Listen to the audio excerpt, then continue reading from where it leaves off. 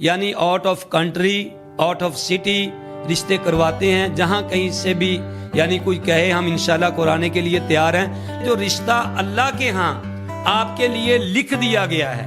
وہ ساری دنیا بھی کیا رکاوٹ میں ڈالنے کے لیے آئے تو وہ آپ کو مل کے رہے گا، کیونکہ اللہ اب تو اسامہ بھائی یہ مسئلہ بن گیا کہ لوگ ساتھ ویٹ بھی پوچھتے ہیں کہ اس کا ویٹ کتنا ہے۔ پھر عبداللہ بن مسعود رضی اللہ تعالی عنہ وہ فرماتے ہیں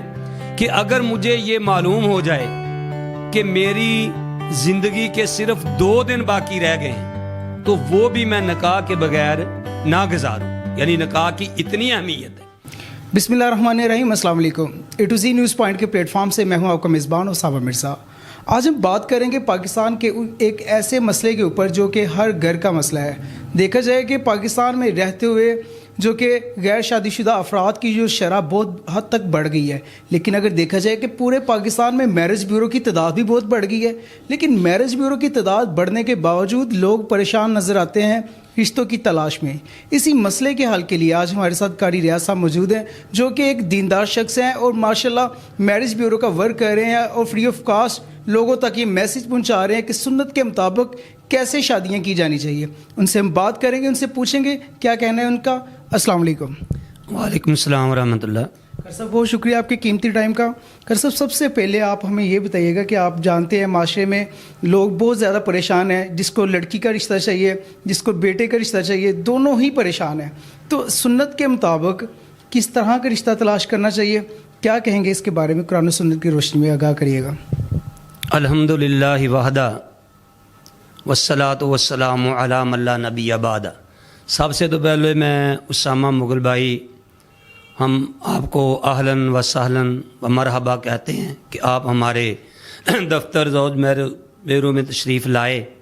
آپ کا بہت بہت شکریہ، جزاکم اللہ خیر۔ آپ نے یہ سوال کیا ہے کہ کتاب و سنت کی روشنی میں اس کی وضاحت کی جائے۔ پہلی تو بات یہ ہے کہ اللہ قرآن پاک میں فرماتے ہیں، جو کہ پیارے نبی علیہ الصلوۃ والسلام بھی جمعۃ المبارک کے خطبہ میں ہر خطبہ میں یہ آیت کریمہ تلاوت کیا کرتے تھے کہ یا ایھا الناس اتقوا ربکم الذی خلقکم من نفس واحدہ وخلق منها زوجها وبث منهما رجالا کثیرا ونساء واتقوا اللہ الذی تساءلون به والارحام ان اللہ کان علیکم رقیبا۔ اور پھر اللہ نے دوسری جگہ پر ارشاد فرمایا فانکحوا ما طاب لکم، کہ تم نکاح کرو ان عورتوں سے جو آپ کو بھلی لگتی ہیں۔ اس کی تشریح تو بڑی لمبی چوڑی ہے۔ تو پیارے نبی علیہ الصلوۃ والسلام کا فرمان ہے النکاح من سنتی ومن راغب عن سنتی فلیس منی او کما قال، کہ نکاح جو ہے وہ میری سنت ہے، جو میری سنت سے اعراض کرے وہ ہم میں سے نہیں ہے۔ تو پیارے نبی علیہ الصلوۃ والسلام کا یہ بھی فرمان ہے کہ لا رہبانیت فی الاسلام، کہ اسلام میں رہبانیت نہیں ہے کہ بندہ الگ تھلگ دنیا سے ہو کے رہ جائے، ٹھیک ہے نا۔ کہ کوئی لوگ کہتے ہیں جی میں نے تو شادی نہیں کروانی، میں تو اس چکر میں نہیں پڑھنا چاہتا، وہ اللہ اللہ کرے، تو یہ اسلام اس بات کی اجازت نہیں دیتا، کیونکہ پیارے نبی علیہ الصلوۃ والسلام کا فرمان ہے کہ لا رہبانیت فی الاسلام، کہ اسلام میں رہبانیت جو ہے وہ نہیں ہے۔ پھر عبداللہ بن مسعود رضی اللہ تعالی عنہ وہ فرماتے ہیں کہ اگر مجھے یہ معلوم ہو جائے کہ میری زندگی کے صرف 2 دن باقی رہ گئے ہیں تو وہ بھی میں نکاح کے بغیر نہ گزاروں، یعنی نکاح کی اتنی اہمیت ہے۔ اور پھر ایک آدمی تھا، اس نے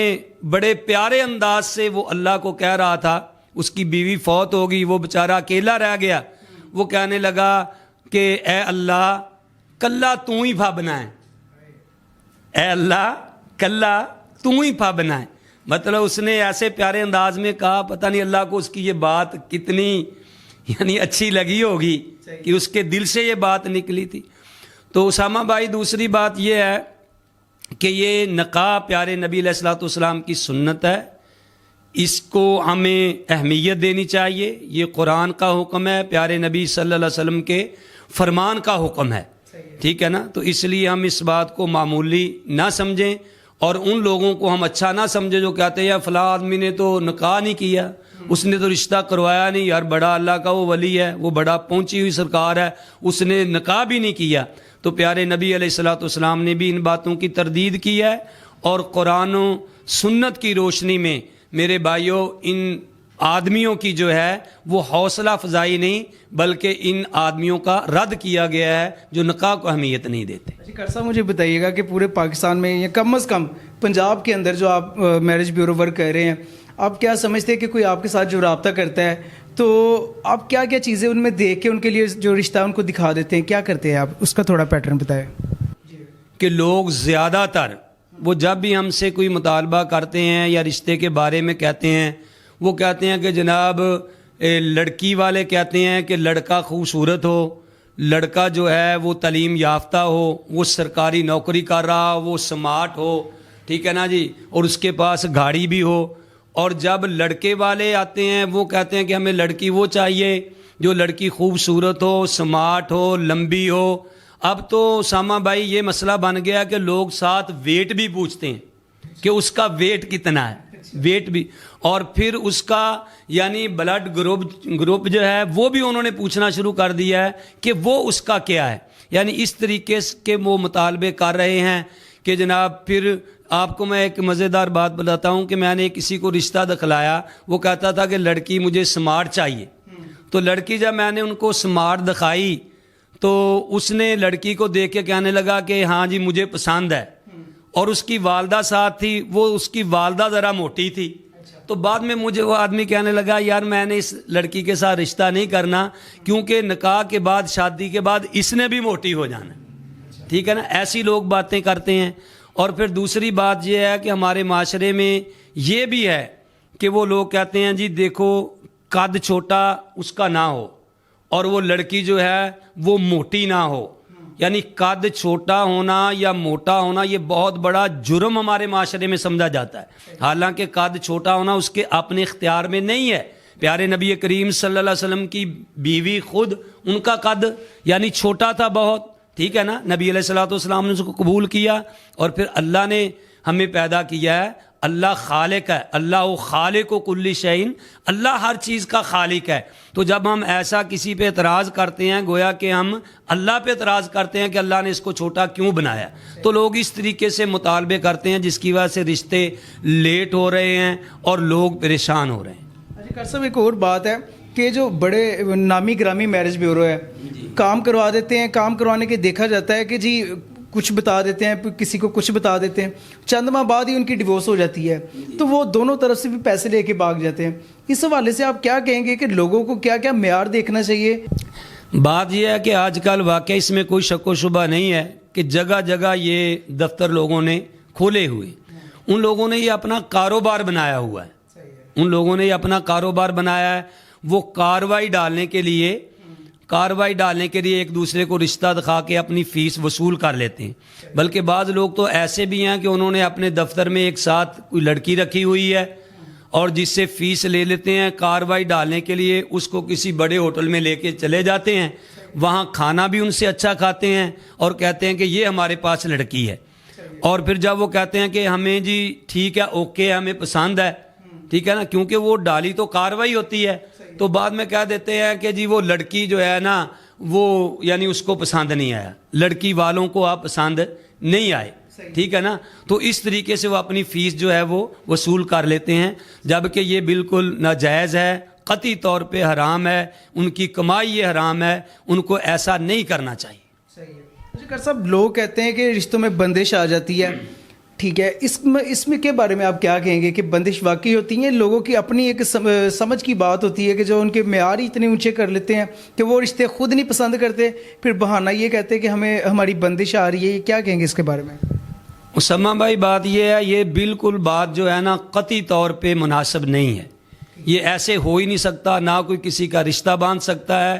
نہ کوئی کسی کا رزق ہی باندھ سکتا ہے۔ جیسے ہم کہتے ہیں میرا رزق باندھ دیا ہے، یصیبو کا نصیبو کا لو کانا تحت جبلین ما نصیبو کا لا یصیبو کا لو کانا تحت شفتین، جو تیرے نصیب میں لکھ دیا گیا ہے وہ چاہے دو یعنی پہاڑوں کے بھی نیچے کیوں نہ ہو وہ تمہیں مل کے رہے گا، وہ آپ کو مل کے رہے گا، اور جو تیرے نصیب میں نہیں ہے وہ چاہے آپ کے دو ہونٹوں کے درمیان بھی کیوں نہ ہو وہ آپ کو نہیں ملے گا۔ اسی طرح جو رشتہ اللہ کے ہاں آپ کے لیے لکھ دیا گیا ہے وہ ساری دنیا بھی کیا رکاوٹ میں ڈالنے کے لیے آئے تو وہ آپ کو مل کے رہے گا، کیونکہ اللہ کے ہاں وہ لکھا جا چکا ہے۔ یہ ہمارے عقیدے کی کمزوری ہے، ٹھیک ہے نا، اللہ پہ ہمارا اعتقاد نہیں ہے، اللہ پہ ہمارا ایمان نہیں ہے۔ اصل بات یہ ہے کہ ہمارے مطالبے اتنے ہیں کہ وہ رشتے لیٹ ہو رہے ہیں، مطالبوں کی وجہ سے ایسے مطالبے کر رہے ہیں جس کی وجہ سے رشتے لیٹ ہو رہے ہیں، ورنہ بندش والی کوئی بات نہیں، کوئی کسی کا رشتہ باندھ نہیں سکتا۔ تو یہ سارے بہانے ہیں۔ اصل بات یہ ہے کہ ہماری دنیا میں ہم اتنے پڑ گئے ہیں، مطالبے اتنے ہیں کہ رشتے ہمارے مطالبے کے مطابق ہمیں وہ مل نہیں رہے۔ اچھا کر صاحب، اگر آپ کے ساتھ کوئی رابطہ کرتا ہے اپنی شادی کے حوالے سے تو آپ کا کیا پیٹرن ہے؟ اگر کوئی ہمارے ویور جو دیکھ رہے ہیں اگر آپ سے رابطہ کرتے ہیں، آپ ان کو کیا میسیج جو آپ ایک فارم ہوتا ہے فل کرنے کے لیے، کیا کیا شرائط ہے آپ کی، کیا کہیں گے آپ؟ میں تو کہتا ہوں کہ اصل شرائط جو ہے وہ کتاب و سنت کے مطابق ہی ہونی چاہیے۔ وہ کہیں کہ بھئی ہمیں رشتہ چاہیے، فرض کرو لڑکے والوں کو لڑکی چاہیے تو وہ کہیں بھی لڑکی دیندار ہو، وہ اس کو دین کی سمجھ ہو، اگر وہ قرآن کی حافظہ تو یہ بہت بڑی اور بات اچھی ہے، اگر عالمہ فاضلہ ہے تو اور بہت بڑی اچھی بات ہے، لیکن کم از کم اگر وہ حافظہ نہیں ہے، عالمہ فاضلہ نہیں ہے تو کم از کم یہ تو مطالبہ آ کے کریں، ہمیں لکھوائیں کہ وہ بچی 5 وقت نماز ادا کرتی ہو۔ میں آپ کو بتاتا ہوں کہ میں نے ایک رشتہ کروایا، ایک لڑکا تھا ماشاءاللہ خوبصورت تھا، داڑھی رکھی ہوئی تھی، میں نے رشتہ ان کو کروا دیا کہ یہ لڑکا بڑا اچھا ہے، کیونکہ میں نے تو ظاہر کو ہی دیکھنا ہے نا کہ یہ 5 وقت کا نمازی ہے۔ تو بعد میں مجھے پتا چلا کہ وہ لڑکی تو اپنے میکے جا کے بیٹھی ہوئی ہے 2-3 ماہ سے۔ تو انہوں نے مجھ سے کہا کہ وہ تو چلے گئے۔ میں نے کہا کیا بات ہوئی؟ وہ کہنے لگے ہمیں تو پتہ نہیں۔ تو میں نے کہا چلو ہم لڑکی والوں کے گھر جاتے ہیں۔ جب وہ لڑکی والوں کے گھر گئے تو میں نے کہا کہ بھئی آپ کیا مسئلہ بنا، کیوں نہیں لڑکی بھیج رہے؟ تو اس لڑکی کے والد صاحب نے اتنی پیاری بات کہی کہ میں نے اس کی وہ بات اپنے جمعۃ المبارک کے خطبہ کے اندر بھی بیان کی۔ اس نے کہا قاری صاحب آپ نے ہمیں یہ کہا تھا کہ یہ لڑکا 5 وقت نماز پڑھتا ہے، ٹھیک ہے، لیکن میری بیٹی کہتی ہے کہ یہ لڑکا 5 وقت کا نمازی نہیں ہے، یہ نماز میں بہت سستی کرتا ہے، یہ نماز بہت کم پڑھتا ہے، لہٰذا میں اس کو بے نماز سمجھتی ہوں، میں اس کے پاس رہنا پسند نہیں کرتی۔ تو اس کے والد نے کہا کہ جی ہم تو بے نماز کے پاس اپنی بیٹی نہیں بھیج سکتے۔ تو میں نے بیٹے سے جب لڑکے سے بات کی تو وہ بڑا شرمندہ ہوا۔ تو میں نے کہا کہ اگر آپ میرے ساتھ وعدہ کریں کہ میں الحمدللہ 5 وقت نماز اب ادا کروں گا تو میں ان سے بات کروں۔ تو میں نے لڑکی کے والد سے بات کی کہ جی انشاءاللہ ہم وعدہ کرتے ہیں۔ یہ لڑکا کہتا میں وعدہ کرتا ہوں 5 وقت انشاءاللہ یہ نماز ادا کرے گا۔ تو اس نے کہا کہ اگر یہ وعدہ کرے تو میں اپنی بیٹی کو ساتھ بھیجنے کے لیے تیار ہوں، اور اس نے اپنی بیٹی ساتھ بھیجی۔ ماشاءاللہ بڑی خوبصورت بات ہے۔ خیر صاحب سب سے آخر پہ آپ ہمارے ویورز کو یہ بتاتے چلے کہ آپ کے پاس ہر برادری کا رشتہ ہوتا ہے، دوسرے نمبر پہ یہ بتا دیں کہ آپ کی کوئی فیسز وغیرہ ہے کیا کہیں گے، اور تیسرے نمبر پہ یہ بتا دیں کہ اگر آپ کے ساتھ کوئی رابطہ کرنا چاہے ٹھیک ہے تو کس جگہ سے کر سکتا ہے؟ ایک ہوتا ہے نا باؤنڈری لائن کہ آپ فیصل آباد کے لوگوں کو ہی کروا رہی ہیں، فیصل آباد کے ارد گرد کے لوگوں کو کروا رہے ہیں، کہاں سے آپ سے رابطہ کر سکتے ہیں لوگ؟ دیکھو پہلی بات تو یہ ہے کہ میں پیغام دینا چاہتا ہوں تمام امت مسلمان کو کہ اللہ تعالیٰ نے قرآن پاک میں ارشاد فرمایا کہ یا ایھا الذین آمنوا ادخلوا فی السلم کافہ، کہ اے ایمان والو تم پورے کے پورے اسلام کے اندر داخل ہو جاؤ، ٹیک اٹ آل اور لیو اٹ آل۔ تو دوسری بات یہ ہے کہ ہمارے ہاں، میں یہ بھی بات ذرا وضاحت کر دینا چاہتا ہوں کہ ہمارے ہاں ایک یہ بہت بڑی ہے جو برادریوں کا ہم پوج رہے ہیں، ٹھیک ہے نا۔ کوئی بھی آدمی وہ آتا ہے وہ کہتا ہے کہ برادری کے باہر نہیں جانا۔ آپ مجھے اسامہ بھائی بتائیں کہ جب آدمی مر جاتا ہے، ٹھیک ہے نا، تو ہم ایک ہی قبرستان میں ان کو دفن کرتے ہیں۔ کیا کبھی ہم نے کہا کہ یہ جٹ فیملی کا قبرستان ہے، یہ ارائیں فیملی کا قبرستان ہے کہ اس کو ہم یہاں دفن نہیں کریں گے؟ جب مر کے ایک ہی جگہ پہ جانا ہے، انما الاخوہ یعنی انما المؤمنون اخوہ، ہم سارے مومن آپس میں بھائی بھائی ہیں اور آدم کی ہم اولاد ہیں، تو پھر ہم ایسے برادریوں کے بت کیوں پوج رہے ہیں؟ دوسری بات یہ ہے، میں وہ بھی یہ بات آپ کے ساتھ شیئر کرنا چاہتا ہوں لازمی، کہ ہمارے ہاں جب یہ کہتے ہیں کہ ہم نے اپنی برادری میں ہی کرنا ہے جو مرضی ہو جائے، تو اسامہ بھائی میرا ان لوگوں سے یہ پیغام ہے کہ اگر آپ رشتہ برادری میں ہی ڈھونڈنا ہے، برادری کے باہر آپ رشتہ کرنا نہیں چاہتے، چاہے وہ کتنا ہی عالم دین کیوں نہ ہو، کتنا ہی اچھا آدمی کیوں نہ ہو، تو مجھے بتلاؤ کہ جب وہ بندہ بیمار ہو جاتا ہے، جس کا یہ مطالبہ ہے کہ میں اپنی یہ کہہ لو کہ برادری سے باہر نہیں نکلنا، اگر وہ بندہ بیمار ہو جاتا ہے، اس کو اچانک بلڈ کی ضرورت پڑتی ہے، تو کبھی اس نے کہا کہ میری برادری سے ہی بلڈ لینا ہے، دوسروں سے بلڈ نہیں لینا،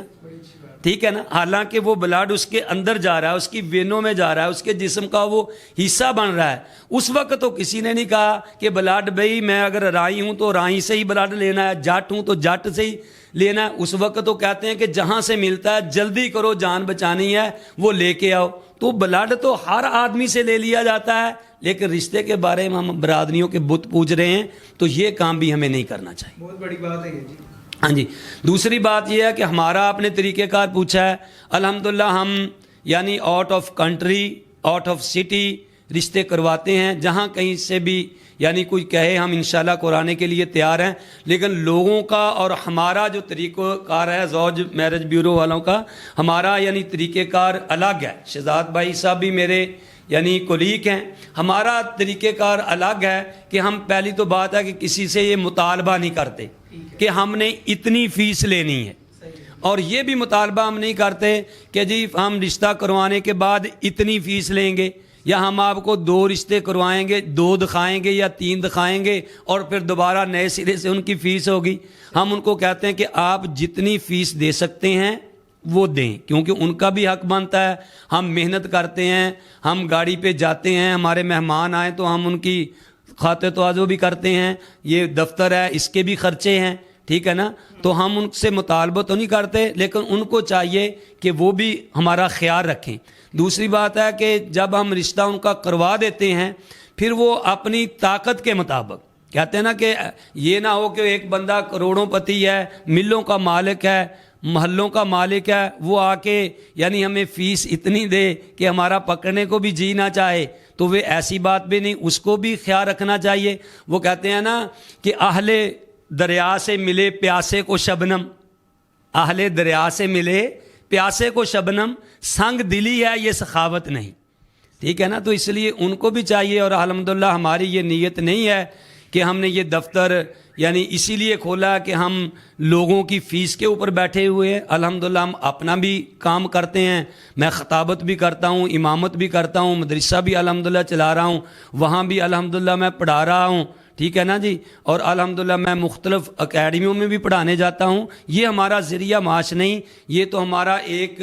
بہانہ ہے کہ ایک جوڑ لوگوں کو ملائیں اور ساتھ ان کو دین کی دعوت بھی دیں، تاکہ لوگ جو برادریوں کے چکروں میں پڑے ہوئے ہیں وہ یعنی اپنے برادریوں کے بت توڑیں، اور جو لوگ دنیا کو ترجیح دے رہے ہیں ان کو یہ بات سمجھائیں کہ صرف دنیا ہی سب کچھ نہیں ہے، آپ دین کو ترجیح دیا کریں۔ بہت شکریہ، یہ تھے قیمتی الفاظ قاری ریاض صاحب کے۔ اور آپ اگر ان کے ساتھ رابطہ کرنا چاہتے ہیں، آپ اپنے بہن کا، بھائی کا، کسی بھی فرد کا اگر رشتہ کروانا چاہتے ہیں، کہ اس ویڈیو کے اندر ان کا نمبر جو چل رہا ہے کنٹینیو، آپ وہاں سے دیکھ کر ان کے ساتھ رابطہ کر سکتے ہیں۔ اور سب سے اہم بات جو ان کی طرف سے یہی کہی گئی ہے کہ اگر برادریوں کے بت توڑ کے ہم سے رابطہ کیا جائے گا تو آپ کو رشتہ ڈھونڈنے میں ذرا بھی رکاوٹ نہیں ہوگی، ذرا بھی پریشانی نہیں ہوگی، اور آپ نیچے دیے گئے نمبرز کے اوپر رابطہ کر کے ان کے ساتھ جو ہے اپنے ڈیٹا کو شیئر کر سکتے ہیں، اپنی پوری تفصیلات کو شیئر کر سکتے ہیں، اور کسی قسم کے جھوٹ اور کسی قسم کے ایسے